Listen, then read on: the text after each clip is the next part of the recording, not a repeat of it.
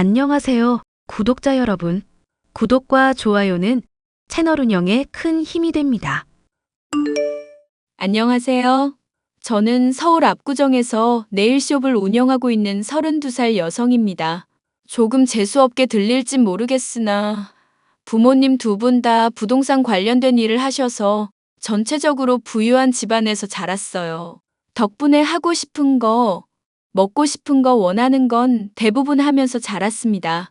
하지만 부모님은 언제나 검소한 생활을 해야 하고 불필요한 사치는 없어야 한다고 가르치셨어요.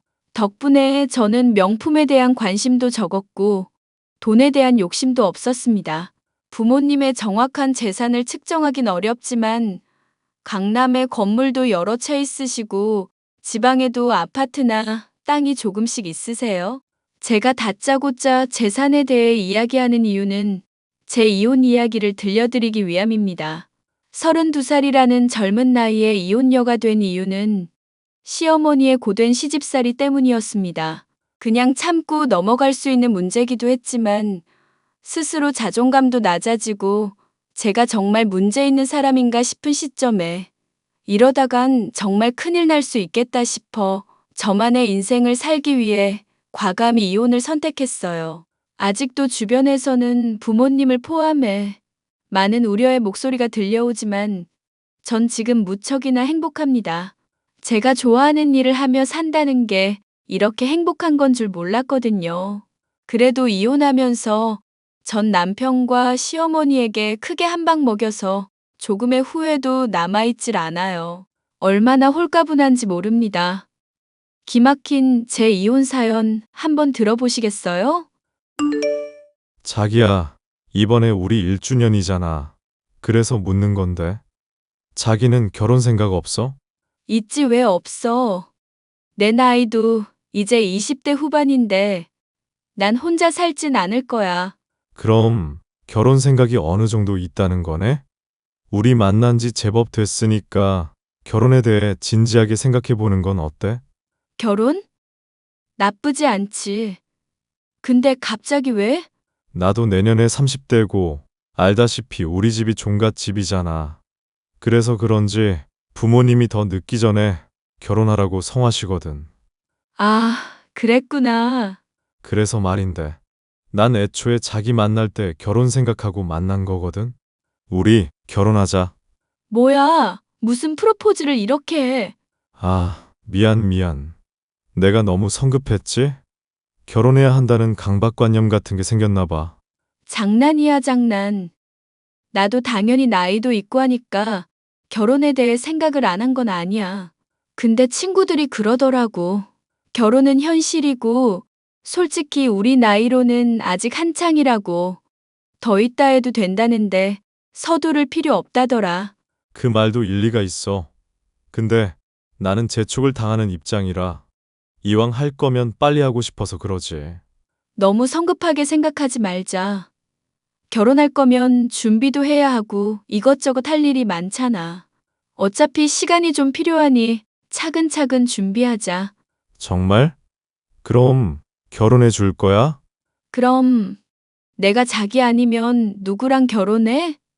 그러니 괜한 걱정하지 말고 회사 일에 집중하세요. 정말 고마워, 자기야. 내가 프로포즈 받은 기분이야. 말 나온 김에 우리 양가 집안에 인사부터 드리자. 이번 주는 서로 바쁘니까 다음 주에 만나서 일정 조율해 보면 되겠네. 일단 엄마 아빠한테는 말씀드려 놓을게. 알겠어. 다음 주에 보자. 저는 가게 단골 손님의 소개로 지금의 남편을 만났습니다. 당시 직접 숍을 운영하고 있지 않고 아는 사장님이 운영하시는 매장에 직원으로 근무하며 경험을 쌓고 있던 시기였죠. 규모는 작은 숍이었지만 단골 손님도 제법 있었고 그중 제가 담당했던 VIP 고객이 제가 마음에 들었나 봅니다. 자신이 언니 동생 하며 지내는 사람의 아들을 소개해 줬는데 그게 바로 제 남편이었죠. 남편의 첫인상은 다정다감하고 내 사람을 잘 챙기는 이미지였습니다. 키도 훤칠하고 생긴 것도 준수했고 집안도 어느 정도 부유한 데다 대기업에 근무하니 그야말로 신랑감 1위 후보였습니다. 저는 앞서 말씀드렸다시피 부유한 집안에서 태어나고 자랐지만 검소하게 생활했었습니다. 겉으로 돈이 많다는 걸 티내는 것도 싫었고, 어려서 돈 보고 좋지 않은 의도로 접근했던 몇몇의 사람들 덕분에 안 좋은 기억도 있고요. 아무튼 소개로 만난 2살 많은 남편과는 말도 잘 통하고 유머 코드가 잘 맞아서 금방 연인 사이가 되었어요. 그렇게 2년 정도 연애하니 저나 남편이나 결혼 정년기가 되었습니다. 서로 많이 사랑한 데다 굳이 다른 사람을 생각해 본 적도 없어서 자연스레 결혼 이야기가 오고 갔죠. 양가 집안에 인사를 드리기로 하고 먼저 예비 시댁에 인사를 드리러 갔습니다. 종갓집이라길래 어느 정도 예상은 했지만 생각보다 저에 대한 반응이 좋지 않았습니다. 안녕하세요. 박민지라고 합니다. 성환 씨와 진지하게 만나고 있는 사이예요. 그래, 어서 와. 내가 어른이니 말 편하게 해도 되지? 우리 성환이랑 만난 지 얼마나 된 거니? 이제 2년 조금 안 된 거야. 왜 이렇게 무게를 잡아? 사람 긴장하게. 너는 가만히 있어. 엄마가 며느리 될 사람한테 물어볼 게 있는데 말 끊지 말고. 다음 달이 딱 2년째예요. 궁금하신 건 편하게 물어보세요. 생각보다 비리비리하구나. 너 우리 집이 종갓집인 건 알고 있지? 몸이 그렇게 허약해서야. 어디 대를 이을 수 있겠니? 네? 대를 이어요? 얘 좀 봐. 종갓집에 시집 오면서 그런 거 생각도 안 했어? 아니, 당연히 대를 이어야지. 떡두꺼비 같은 아들 낳아서. 아, 네. 아직 거기까진 생각해보지 못해서요. 이미 엄마한테 점수 깎였고요. 새 언니 될 사람 우리 엄마한테 교육 좀 받아야겠다. 준비성이 이렇게 없어서야. 넌 조용히 안 해? 아, 내가 뭘 어쨌다고 그래? 새 언니 표정 굳은 거 봐. 언니, 앞으로 잘 지내봐요. 시끄럽다. 아무튼 다른 거 다 필요 없다. 결혼하면 무조건 아이부터 낳아라. 그리고 성환이보다 2살 어리다고 들었는데 결혼하려고 모아둔 돈은 있어? 직업은 뭐고? 부모님은 뭐 하시는 분들이야? 엄마, 제발 하나씩 물어봐. 이 사람 긴장해서 제대로 말도 못하겠어. 부모님은 부동산 사업하시고요. 저는 지금 네일숍 직원으로 일하고 있어요. 결혼 자금은 어느 정도 생각하시는진 모르겠지만 손 안 벌리고 결혼할 수 있을 정도고요. 얼마가 있어야 하나요? 어머머, 얘 눈 똑바로 뜨고 이야기하는 것 좀 봐. 너 내가 하는 말이 기분 나빴니? 이런 식으로 티를 내면 어떻게 해? 기분 나쁘셨다면 죄송합니다. 물어보시는 거 그대로 답변해 드린 거예요. 부모님이 어디 가서 기죽지 말라고 하셔서요. 참나, 남편한텐 순종적인 아내가 필요한 법이야. 너 결혼해서도 이렇게 내 고집 부리면서 살면 골치 아프다? 제가 예의 없게 행동한 건가요? 초면에 이런 말씀 죄송하지만 저를 먼저 난감하게 한 건 어머님 같으신데요. 제가 할 말은 하고 사는 성격이라. 윤성환, 너는 어디서 이런 걸 데려왔니? 하이고, 네일숍 직원? 우리 아들이 좋다는 여자라고 해서 참할 줄 알았더니 직업도 별로에 성격은 더 별로야. 난 이 결혼 반대할 생각은 없다만 이런 식이면 곤란해. 엄마가 처음부터 부담스럽게 한 건 맞잖아요. 내가 잘 알아듣게 이야기할 테니까 기분 풀어요. 자기도 이쯤에서 그만해. 시어머니는 초면에 이것저것 물어보시는 게 많았습니다. 당연히 며느리 될 사람에 대해서 궁금한 건 당연했어요. 그래서 이해하려 넘어가려 했는데 취조하듯이 쏴붙이시는데 기분이 그렇게 좋지만은 않더라고요. 어디 가서 기죽을 성격도 아니고 할 말은 하고 사는 성격이라 있는 그대로 대답해 드렸습니다. 그렇게 서로 떨떠름한 첫인사를 마쳤어요. 이때라도 결혼을 다시 생각해 봐야 했습니다. 남편은 어떻게든 제 비위를 맞추며 결혼을 이어나가려 했고, 결혼해서도 중간 역할을 잘하겠다는 다짐을 받아냈어요. 저희 부모님은 제 인생이니 제가 좋으면 그만이라고 쿨하게 사위로 인정해 주셨어요. 다만 친정엄마가 종갓집 문화를 잘 익히고 스트레스 안 받고 잘 살아갈 수 있는지 걱정을 조금 하셨습니다. 이때 제가 조금 안일하게 생각했던 게 요즘 사람들처럼 각자 상황에 맞게 살면 되는 거라 생각했어요. 하지만 그건 저의 크나큰 오산이었고 결혼식을 올리고 난 뒤에야 깨닫게 되었죠.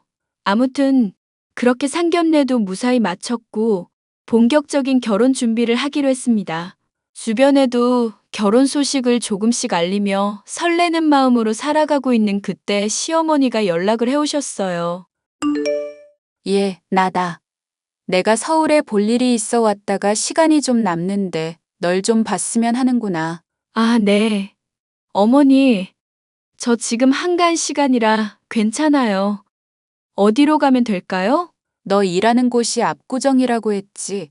내가 지금 역삼동이니까 그리로 가마. 사거리 카페에서 만나자꾸나. 네, 조금 이따 뵐게요. 왔니? 앉아라. 어머니, 안동에서 서울까지 어쩐 일이세요? 볼 일은 다 보신 거예요? 그렇다. 길게 말할 것도 아니고 이것 좀 전해주려고. 예단 목록인데 아무래도 말보다는 직접 알려주는 게 좋을 것 같아서 리스트 뽑아왔다. 아, 감사합니다. 이대로 진행하면 되는 건가요? 헉, 뭐가 이렇게 많나요? 많긴. 종갓집이니까 당연히 챙겨야 할 식구들이 많지. 다른 건 못해도 이불 한 채씩은 돌려야 하지 않겠니? 그리고 너희들은 결혼식 올리면 끝이다만 우리는 집에 내려와서 식구들 자리 마련해야 하고 그 김에 선물도 챙겨드려야 한다. 집안마다 전통이 다 다르듯이 그게 우리 집안 전통이야. 아, 그건 이해해요. 근데 모피코트랑 명품 가방, 지갑, 이런 건 뭐예요? 이건 어머님 연령대랑은 안 맞는 건데요. 그건 네 시누이 거다. 지금은 대학생 신분이지만 내년에 졸업하면 사회생활도 해야 할 텐데 그런 거 미리 마련해두면 좋잖니? 아무튼 하나하나 말하면 내 입만 아프니 목록대로 준비하면 된다. 저 혼자 결정할 일은 아닌 것 같고, 부모님, 그리고 그이랑 상의해봐야 할 것 같아요.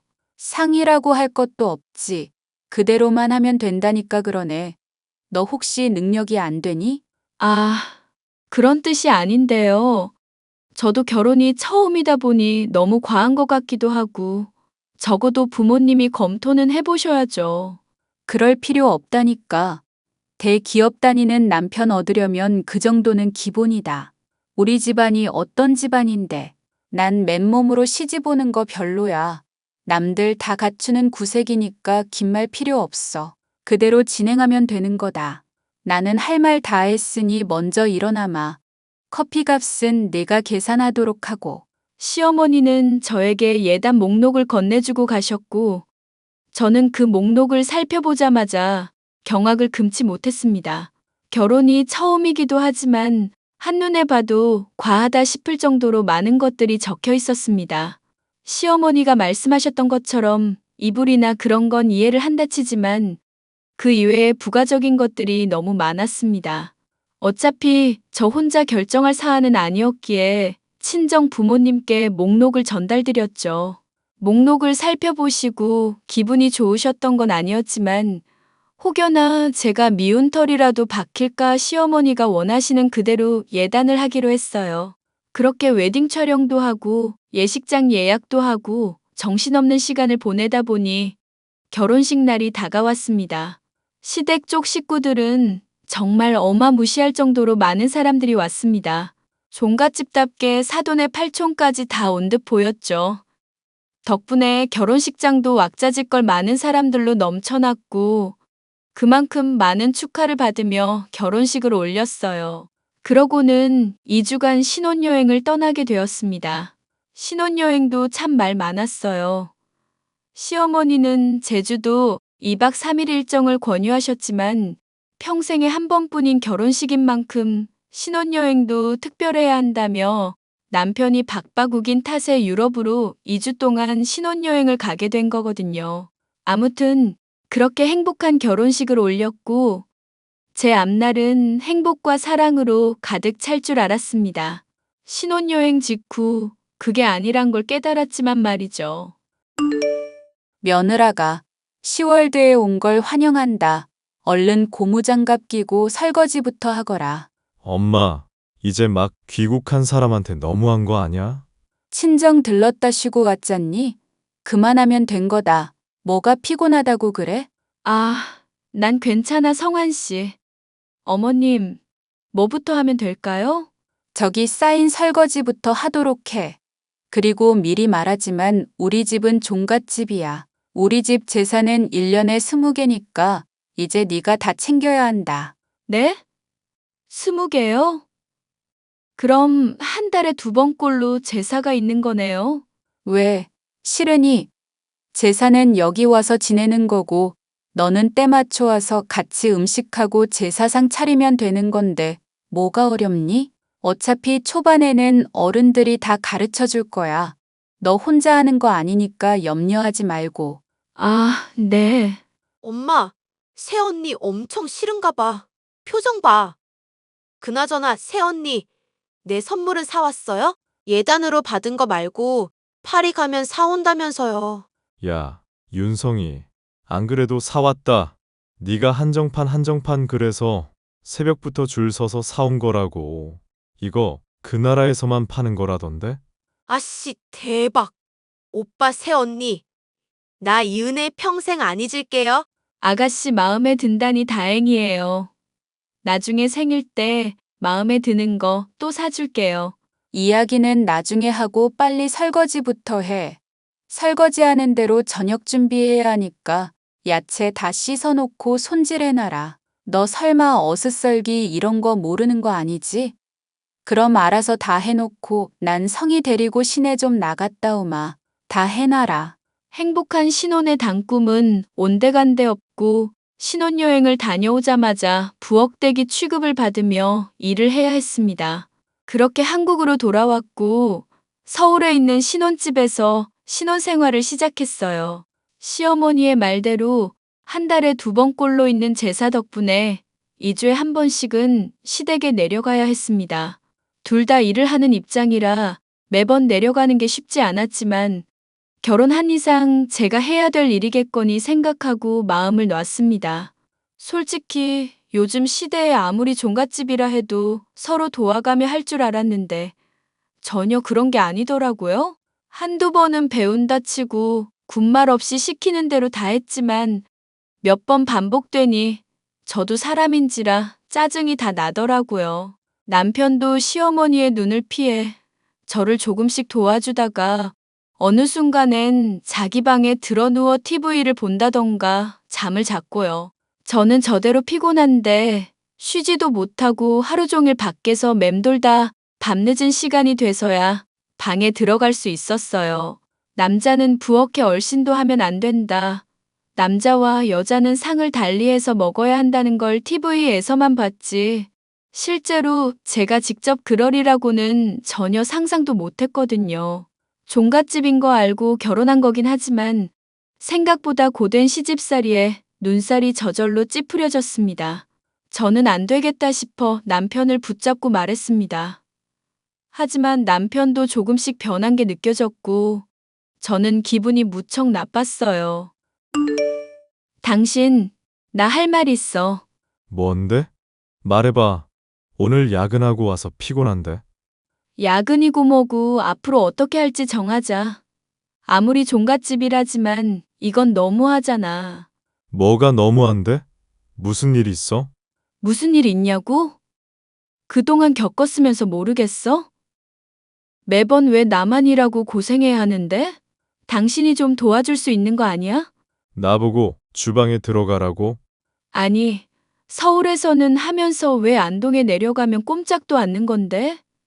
내가 부엌대기 하려고 시집 온 것도 아니고 무슨 하녀도 아닌데 왜 나만 일해야 해?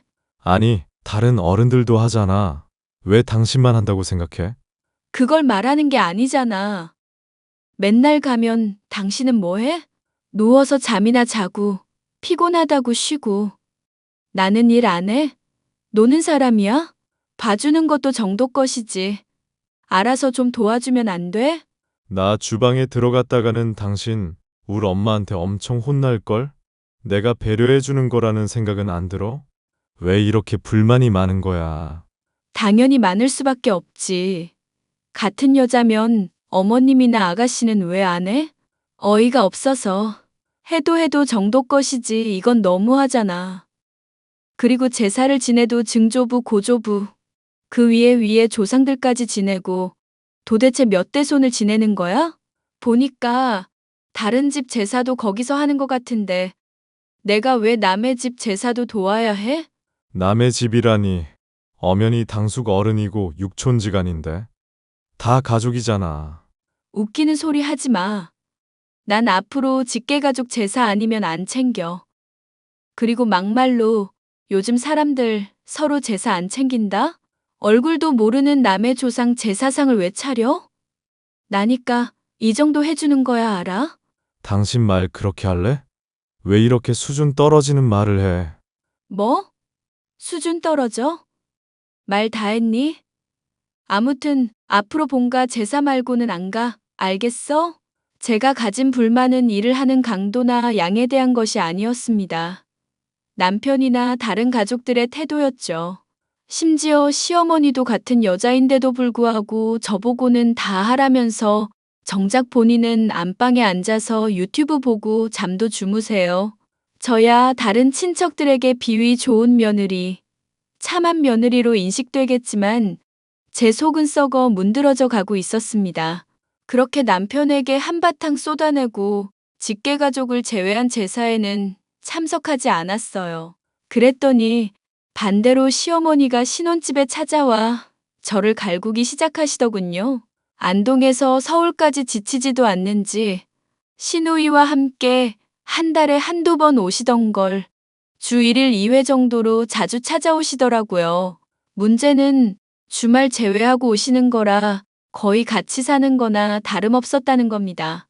시댁 어른이니 당연히 식사도 챙겨드리고 제가 할 수 있는 선에선 최선을 다했어요. 하지만 시어머니는 뭐가 그리 못마땅하셨는지 하나하나 물고 늘어지며 잔소리를 해대기 시작하셨습니다.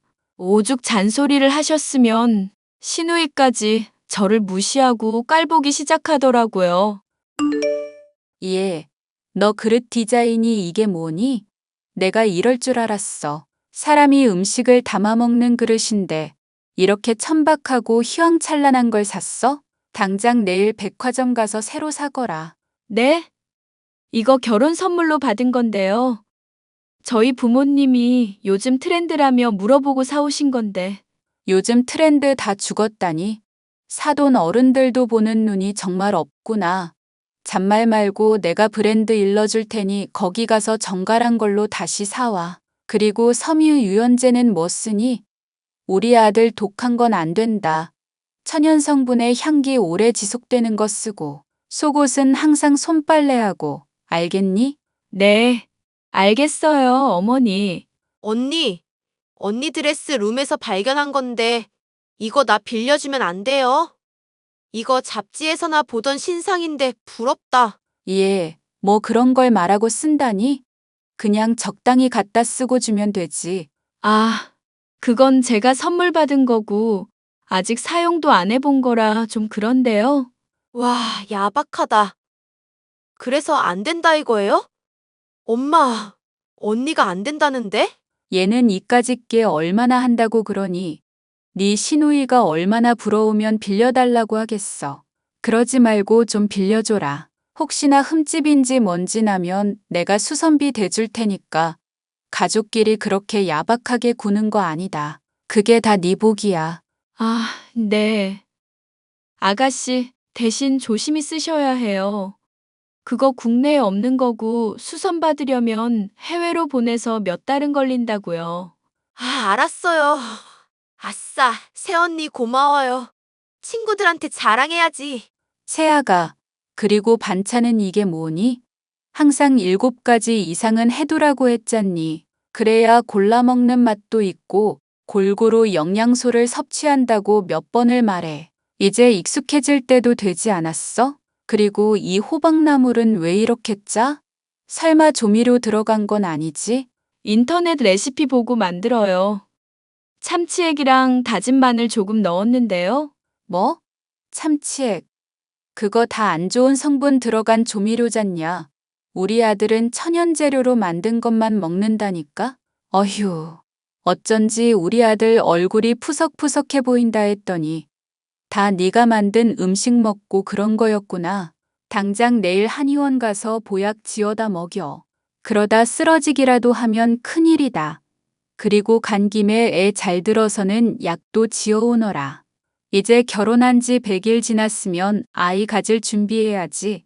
시어머니는 하나부터 열까지 저에게 이래라 저래라 간섭하기 시작하셨고, 저는 좋은 게 좋은 거라고 내내 하며 한 귀로 흘려들었어요. 하지만 시간이 지날수록 신혼집이 아니라 시댁에 사는 기분이었습니다. 일을 하러 나가는 그 시간이 유일한 저만의 시간이었죠. 남편이라는 놈은 타들어가는 제 속은 모르고 그저 우리 엄마, 우리 동생 하며 자기 가족 챙기기에만 여념이 없더군요. 그러다 제가 이혼을 결심하게 된 사건이 발생합니다. 그 사건을 계기로 저는 더 이상 시댁과 남편에게 어떠한 미련도 갖지 않게 되었고, 더 늦기 전에 이 관계를 끝내야 한다는 결심을 했어요. 친정엄마 생신이었는데 죽을 고비를 넘기며 저를 힘들게 낳으셨고, 출산 후유증으로 자궁에 이상이 생겨 적출 수술을 하셨거든요.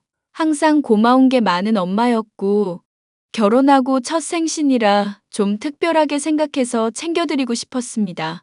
오래전부터 남편에게 이야기했었고, 남편이 의외로 흔쾌히 생신 챙겨드리자고 하더군요.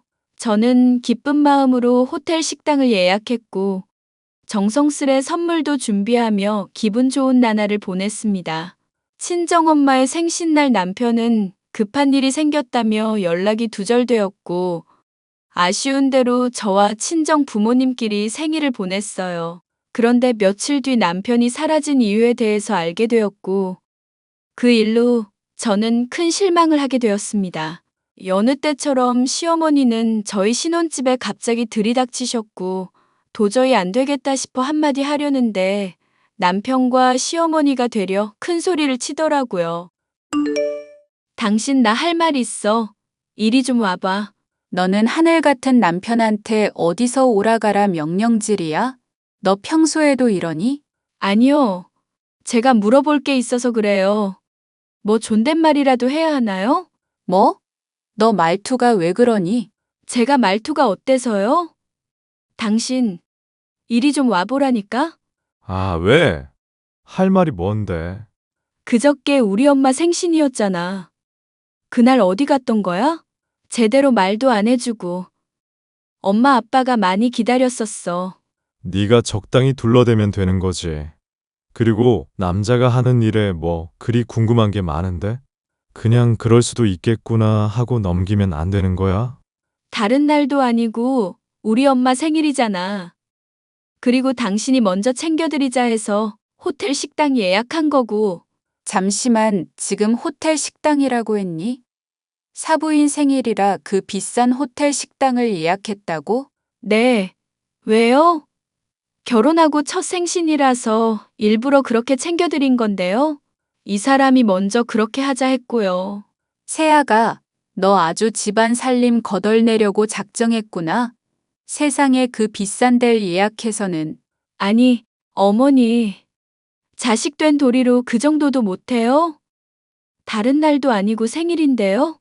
여자가 생일을 챙겨서 뭘 해. 그냥 집에서 미역국이나 대충 끓여 먹으면 되는 거지. 사부인도 염치가 없으시다. 어쩜 그렇게 사위를 등쳐먹고 싶으실까? 네? 어머니 지금 뭐라 하셨어요? 말이면 다인 줄 아세요? 등쳐먹다뇨. 어머머, 얘 눈 좀 봐. 너 지금 나한테 대드는 거니? 여자는 출가회인이야. 결혼하면 시댁에 더 신경을 써야 하는데 넌 왜 친정에 그렇게 목을 매니? 그렇게 친정이 좋으면 이혼하고 너 혼자 챙기던가. 가짜는 집안 주제 어디서 우리 아들이 벌어온 돈으로 호의호식하려 들어. 어이가 없네, 진짜. 당신 입으로 말해봐. 호텔 식당 예약한 것도 나고, 돈 쓴 것도 내 돈 썼어. 어머님한테 내가 이런 소리 들어야 해? 우리 엄마잖아. 시어머니한테 누가 대들어? 당신 당장 엄마한테 머리 조아리고 사과해. 엄마 말 틀린 거 하나 없어. 결혼하면 시댁에 더 잘해야 하는데 당신이 뭐래? 제사도 안 챙겨. 며느리 도리 안 하고 친정 타령해. 당신 빵점짜리 며느리라고. 뭐? 빵점? 이 미친 새끼가 뚫린 입이라고 말 함부로 하네. 야, 너 머리가 어떻게 된 거 아니야? 네가 네 입으로 우리 엄마 생일 챙겨드리자며. 이런 식으로 나오면 곤란하지. 그러자 제 눈앞이 번쩍 하고 빛이 났습니다. 네, 시어머니가 제 뺨을 3대나 내리치신 거였어요. 남편과 큰 소리로 싸운다는 이유였고, 미친 새끼라는 욕설을 내뱉었다는 이유로 순식간에 뺨을 맞은 겁니다. 시어머니는 제게 입에 담지도 못할 말을 퍼부어 대셨습니다. 그 와중에 남편이라는 놈은 아무 말도 못하고 서 있더라고요. 뭐? 미친 새끼? 하늘 같은 남편한테 미친 새끼라니. 세상에 귀하디 귀한 내 아들한테 그딴 욕을 해? 너 같은 년은 애초에 집안에 들이는 게 아니었어. 지금 저 치셨어요? 이거 폭행죄 성립되는 거 아시죠? 그리고 욕들을 많으니까 욕한 거예요. 어머님은 이게 상식적이라고 생각하세요? 어머님도 같은 여자면서 어쩜 이러실 수 있냐고요. 내가 사람을 잘못 봐도 한참 잘못 봤구나. 너 이혼당해서 쫓겨나고 싶니? 쫓겨나다뇨? 이 집 제 명의로 된 제 집이거든요.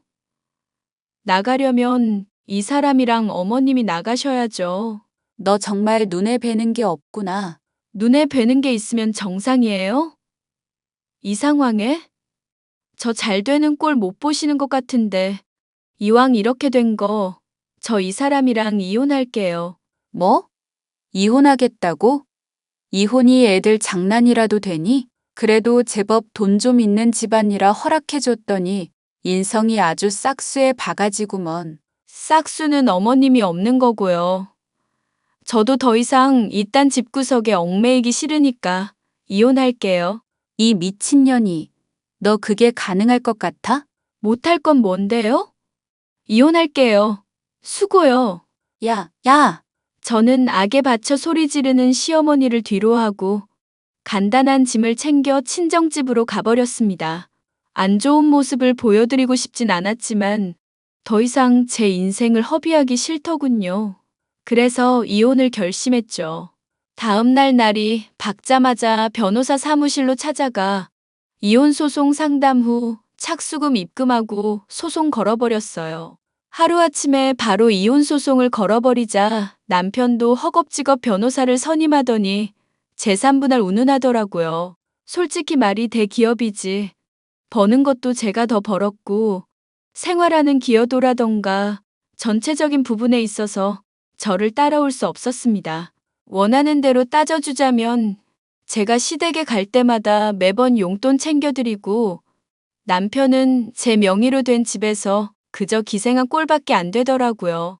제가 먼저 선수쳐서 강력하게 나오니 적잖이 당황했는지 회유하려고도 했다가 협박도 했다가 난리를 치더라고요. 친정집에 들어가 살기로 하고 신혼집을 바로 내놨습니다.